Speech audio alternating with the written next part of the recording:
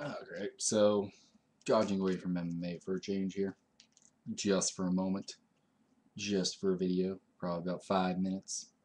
Giving you time, if you're an MMA fan, to exit this video if you're not interested in other sports. Anyways, my topic is baseball, and not the World Series directly, but a specific player in the World Series, which is Mike Napoli, who's been utterly ripping it up in the World Series.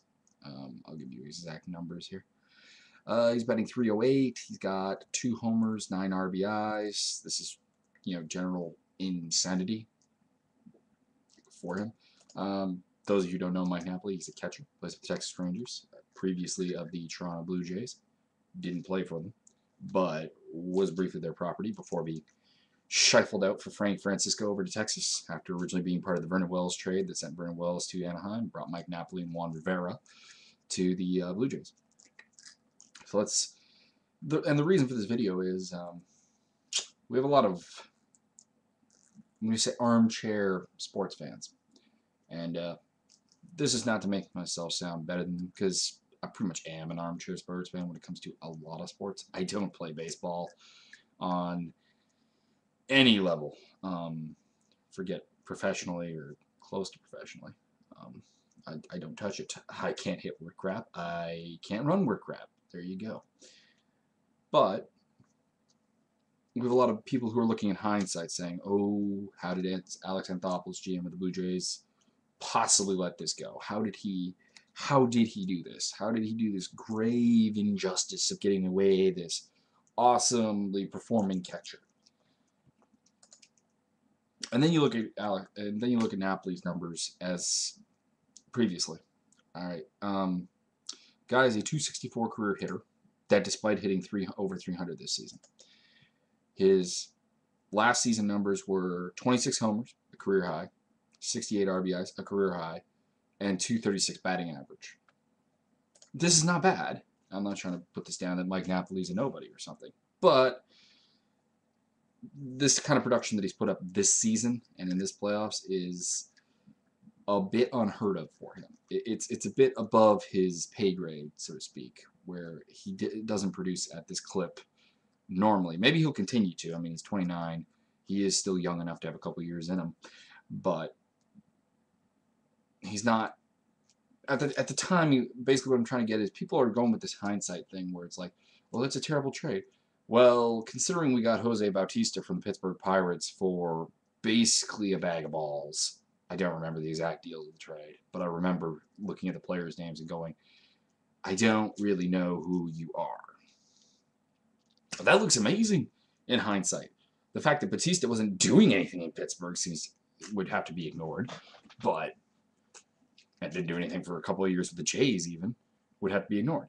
This was, mind you, I wasn't keen on the trade, I'll be honest. Napoli for Francisco wasn't a great trade in my opinion, because I thought we had guys like Octavio Dotel in the bullpen already. We weren't hurting for this veteran closer presence who's, kind of nearing the end of his days, and that's what Francisco was.